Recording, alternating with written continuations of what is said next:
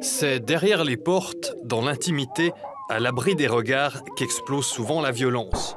Le nombre de délits dans le contexte familial n'a jamais été aussi haut dans le canton de Berne.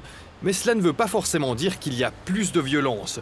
Ce qui est sûr, c'est qu'il y a plus de violence qui est dénoncée. Une nuance importante pour la directrice du service bernois de lutte contre la violence domestique. Ces dernières années, on a beaucoup travaillé pour que cette problématique soit plus connue du grand public. Et nous estimons que cela explique en partie ces chiffres en hausse. Les cas de violence domestique sont certainement signalés. Et il y a simplement plus de gens qui savent qu'il existe des endroits où s'annoncer et chercher de l'aide.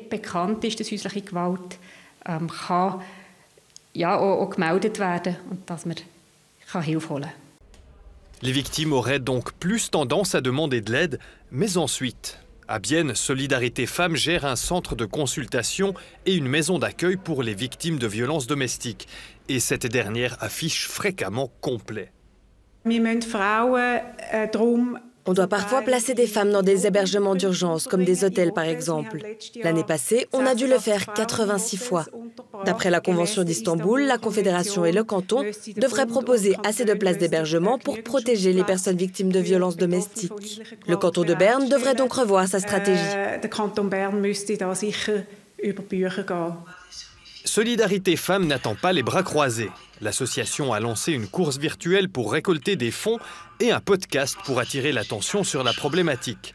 Le but est de sensibiliser le grand public. Il est important que cela ne soit plus un tabou. Il faut que les gens soient au courant, il faut qu'ils gardent les yeux et les oreilles ouverts, qu'ils soient attentifs à ce qui se passe dans leur entourage. C'est quand un sujet est pris au sérieux que les gens réagissent. Briser un tabou, c'est aussi important pour permettre aux auteurs de violences d'être confrontés à leurs responsabilités. Le service de Lise Fuglister propose des groupes de parole et des entretiens individuels. C'est encore souvent difficile pour les personnes qui commettent ces violences de faire face aux problèmes et de venir s'annoncer. Une tâche importante pour nous est donc de faire connaître cette offre. Il y a encore du travail pour éradiquer la violence domestique. Un fléau qui touche toutes les tranches d'âge, puisque dans 16% des cas, ce sont des enfants qui en sont victimes.